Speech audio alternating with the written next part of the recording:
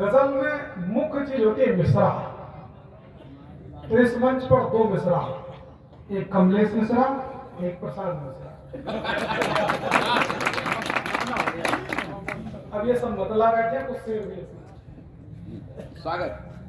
और पुलिस की खिंचाई कर रहे थे। खिंचाई करने की आवश्यकता ही नहीं है। कोतवाली के सामने भी मैं निकल रहा था तो एक सांड खड़ा था, वो कई बार खड़ा रहता था। तो मैंने अचानक पूछ लिया एक व्यक्ति से, हमने ये बताओ कोतवाली के सामने एक बाबा जी का पैरी क्यों खड़ा है? क्या विश्वास नहीं इसलिए छोड़ा बाबा जी ने? बोले नहीं नहीं ऐसी कोई बात नहीं है, इसलिए खड़ा है क्योंकि यहाँ के कोतवाल गऊ है।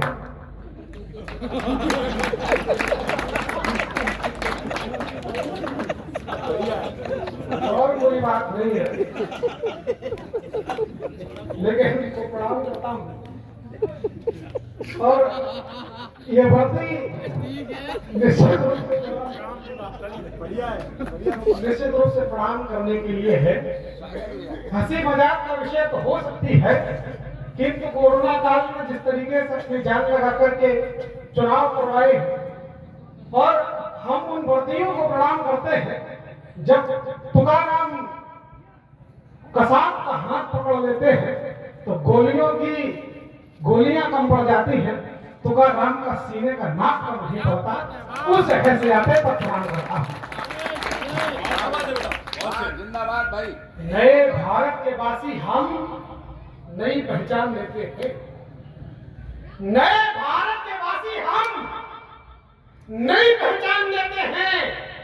यदि आदर्श हो रसखान तो सम्मान लेते हैं, मगर जो पूजते अफजल को वो इतना सोच भी ये ले, उन्हें मैं भारतीय के लाल कब्रिस्तान लेते।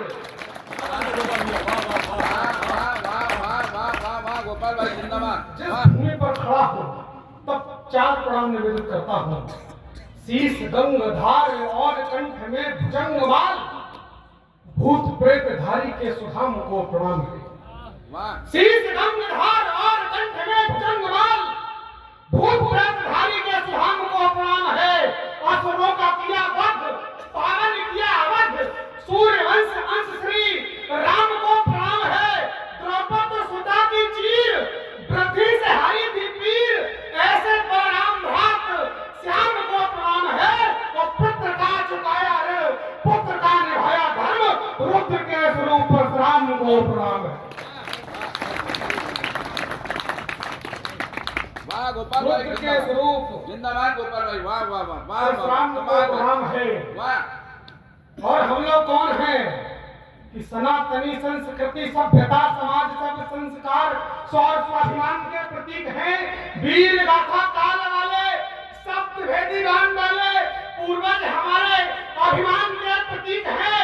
और झुके ने न दिया भाल, पैरी हेतु बने काल, काल के पुजारी सम्मान के प्रतीक है। और भारत की आरती में शीश जो चढ़ाते नित्य, भारत के वीर बलिदान के प्रतीक। भारत के वीर बलिदान के प्रतीक है। और संसद में खड़े होकर के कोई ये कहने लग जाए कि हिंदू हिंसक है और वहां पर बैठे कई नेता उस बात को सुनकर तालियां बजाने लगे, तब आपके दिलों में आक्रोश जगना चाहिए कि हिंदू हिंसक होता तो रहना पाते धर्म विशेष यहाँ। यह अकेला देश है जहां पर इस्लाम मानने वालों के सारे पंथ रहते हैं। जैन हो, कोई ईसाई हो, सब किसी देश में रहते हैं। तब निवेदन करना चाहता हूं कि हिंदू हिंसक होता तो रहना पाते धर्म विशेष यहाँ। हिंदू हिंसक होता तो फिर सुखद न होते प्रवेश यहाँ। और हिंदू हिंसक होता तो फिर चर्चों के किस्से ना होते। और हिंदू हिंसक होता तो भारत के हिस्से ना होते। हिंदू हिंसक होता तो चर्चों के किस्से ना होते। हिंदू हिंसक होता तो फिर भारत के हिस्से ना होते। और हिंदू हिंसक होता तो फिर आजी काजी ना होते। और हिंदू हिंसक होता तो तेरे दादा खान फरोजी ना होते। हिंदू हिंसक होता तो तो दादा खान फौजी ना होते। और एक टिप्पणी और मूर्ख ने की, कहा तुम्हारे देवताओं के पास शस्त्र हैं। हाँ, हमारे देवता शस्त्र और शास्त्र दोनों रखते हैं, लेकिन टिप्पणी सुनना कि महिमा मंडित देश हमारा, पावन इसकी माटी है। महिमा मंडित देश हमारा, उन जाहिलों को पता होना चाहिए कि क्या है उनके पास, कि महिमा मंडित देश हमारा, पावन इसकी माटी है। सर्वस्व निछावर करने वाली मेरी ही परपाटी है।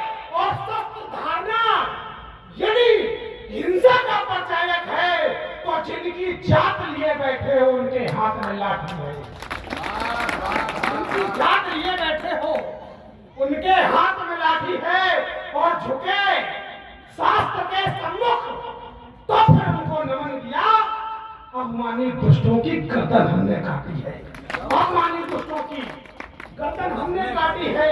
अपमानी दुष्टों की गर्दन हमने काटी है। और कोई ये कहने लग जाए कि बाबा तुलसी ने रामचरितमानस में ये लिख दिया, नारियों का अपमान लिख दिया, उनको क्या मालूम कि बाबा तुलसी ने एक जगह लिखा, अनुज बधु भगनी सुतनारी सुरसठ कन्या समयचारी इन्हें तुलसी बोलो क्या सोई ताकि विश्वास ना हो। तब पढ़ना चाहता हूं कि ललकार के विरुद्ध बढ़ते हैं सदा, देख पराजय मुड़ नहीं जाते हैं। आप लोग खामोश बैठे हैं, राम भदावर भाई तक पहुंचना है।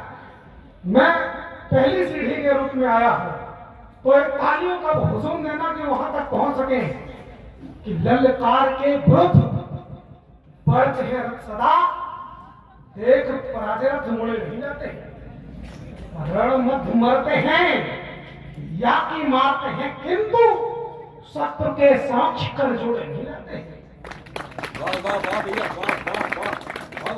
शत्रु के समक्ष कर जोड़े नहीं जाते हैं और देते हैं वचन तो निभाते हैं देके प्राण। दिए हुए वचन भी तोड़े नहीं जाते हैं। और नारियों से धसता जो करते जयंत, तो देवराज की पुत्र छोड़े नहीं जाते। देवराज के पुत्र भी थोड़े नहीं, देवराज के पुत्र छोड़े नहीं जाते हैं।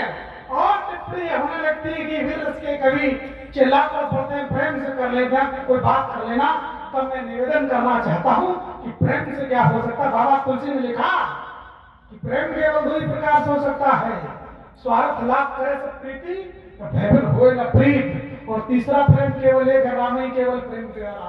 तब निवेदन करना चाहता हूं कि भाषा यदि मर्यादा की मानता धसंदर, तो वीर बजरंगी लंका उजाड़ते। भाषा यदि मर्यादा की मानता धसंदर, तो वीर बजरंगी लंका उजाड़ते नहीं। और नेह से सुधारते हो त्रुट यदि सुष्पाल, तो नंद जी के लाल भी मारते नहीं।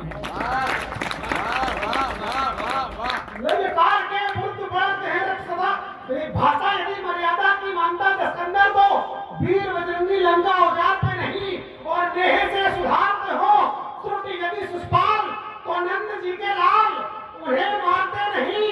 और धृतराष्ट्रपुत्र सीख मान लेता कृष्ण की, तो भीम कुरुवंश नाश ठानते नहीं। और अन्य विनय से मानते मेरे यदि, तो शेखर सुभाष पिस्टल धारते हैं। शेखर सुभाष पिस्टल धारते नहीं। और हमें केवल सिखा दिया गया कि आजादी केवल चरखेज आ गई। तब पढ़ना चाहता हूँ कि आजादी नहीं मिली है बिनती से और बातों से। आजादी नहीं मिली है बिनती से और बातों से। आजादी नहीं मिली है केवल कुछ बातों से। भला फूल लातों के कब माना करते बातों से, कब सिंधु रास्ता देता है बिनती वाले हाथों से। कब सिंधु रास्ता देता है बिनती वाले हाथों से। बिन रोए पुत्र को कब मां दूध पिलाया करती है, कान पर थप्पड़ पड़ने से आजादी आया। कान पर थप्पड़ पड़ने से आजादी आया करती है। आजादी नहीं मिली है बिनती से और बातों से। आजादी मिली हमें है घाटों से, पथ घाटों से। आजादी मिली हमें इंकलाब की बोली से। आजादी मिली हमें है इनकलाब की बोली से आजादी मिली हमें है, खून से खेली होली से आजादी मिली हमें है, फांसी झूली टोली से आजादी मिली हमें है, चंद्रशेखर की गोली। वाह वाह कमाल भाई वाह। चंद्रशेखर की गोली से आजादी मिली हमें है, चंद्रशेखर की गोली से। समय हो रहा है, टीम बहुत बड़ी है, आदरणीय मेरे बीच में शुभम त्यागी जी आ चुकी हैं। मैं एक हफ्ता विशेष पढ़ करके अपना स्थान लेता हूँ। यहाँ पर जितने लोग बैठे हैं निश्चित रूप से वो किसान हैं। लोगों ने एक टिप्पणी करना शुरू कर दिया कि वीर रस के कवि केवल एक पार्टी के प्रवक्ता है। उनसे मैं ये कहना चाहता हूँ कि वीर रस का कवि या कोई भी कवि किसी पार्टी का कोई प्रवक्ता नहीं होता है, वो केवल सत्ता का प्रतिपक्ष होता है। कोई भी सरकार होगी प्रश्न हम पूछ सकते हैं और पूछते हैं। तब निवेदन ये करना चाहता हूं कि ये किसान हैं, धान के साथ समाधान बोलते हैं। वाह वाह यहाँ पर बैठे किसान आप लोगों का आशीष मुझे मिले कि ये किसान हैं, धान के साथ समाधान बोलते हैं, ये अनाज के साथ साथ स्वाभिमान बोलते हैं। ये किसान हैं, धान के साथ समाधान बोलते हैं, ये अनाज के साथ साथ स्वाभिमान बोलते हैं। ये बड़ी मेहनत से पत्थर को झेल कर लेंगे, ये किसान अपना मसला खुद हल कर लेंगे। क्या बात है वाह। ये जानते हैं बैलों से कैसे हल चलवाया जाता है। वाह ये जानते हैं बैलों से कैसे हल चलवाया जाता है, इन खादी वाले नेताओं से कैसे हल चलवाया जाता है। पंक्तियां पढ़ता हूं कि खादी वाले नेताओं से कैसे कल चलवाया जाता है। ये अपनी पर आ जाए तो खाने के लाले पड़ जाएंगे, वाह। ये अपनी पर आ जाए तो खाने के लाले पड़ जाएंगे, राज्यसभा से लोकसभा तक ताले पड़ जाएंगे। राज्यसभा से लोकसभा तक ताले पड़ जाएंगे। ये धरती का पक्ष चीरकर फसल लगाना जानते हैं, मत भूलिए ये धूप में पसीना सुखाना जानते हैं। ये भुखमरी, कर्ज, गरीबी, तंगी से जान दे देते हैं, वतन की रक्षा की खातिर बेटे जवान दे देते हैं। ये भुखमरी, कर्ज, गरीबी, तंगी से जान दे देते हैं, वतन की रक्षा की खातिर बेटे जवान दे देते हैं। किसान से बढ़कर कोई देशभक्त इंसान नहीं होगा, जब तक किसान परेशान देश महान नहीं होगा।